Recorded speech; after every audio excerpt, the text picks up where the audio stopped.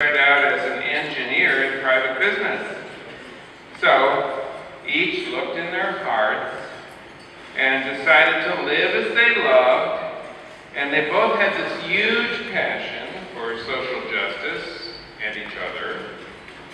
And Kathy, she started out as a social worker, but Bob actually left his job as a private business person to volunteer as an attorney at the Legal Aid Society.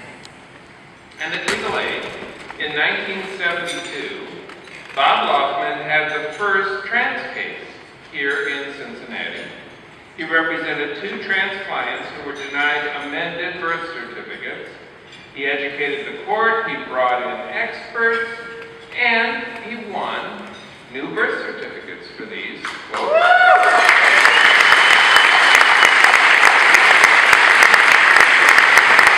And it changed their lives.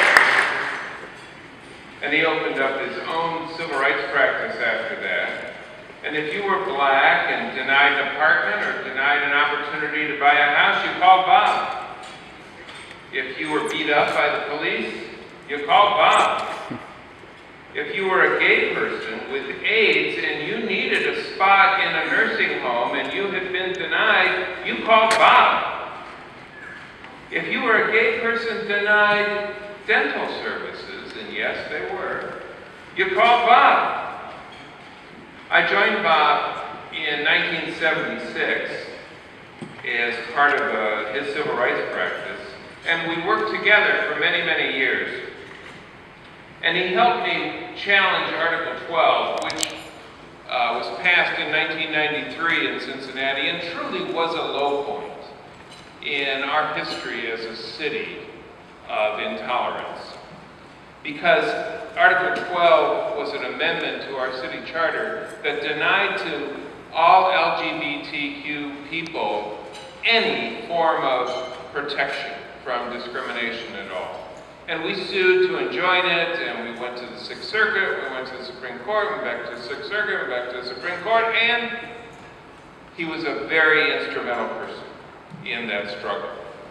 He tackled these cases and many more, and his work made the city a much more fair place, and he was a great mentor to me.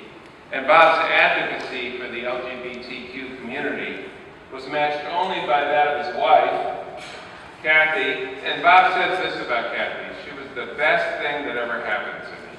I mean, what could be a better tribute to any life partner than that? The best thing that ever happened to me. And while he was out suing people, she has been persuading people. She's been persuading administrators, parents, students to be fair and loving, to be understanding, to be welcoming, to find their voice, to be advocates.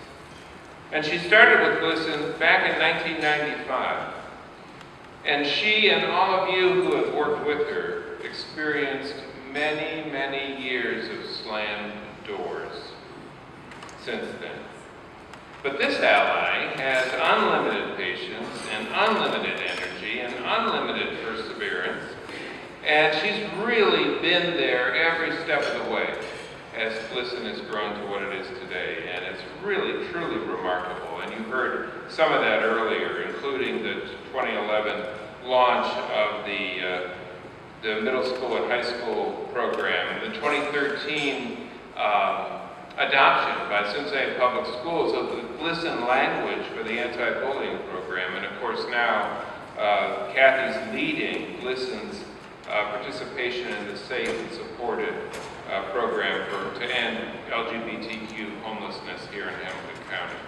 So she's been incredibly busy at GLSEN, which has given me time to hang out with Bob, but together they have educated the Cincinnati about what it means to be equal, about what it means to treat people fairly. You know, that case I told you about that challenged Article 12 ended in 1997 after 4.5 years of struggle, and we lost. Cincinnati was officially allowed by the courts to be an island of intolerance, an island of discrimination, unmatched by any in the country.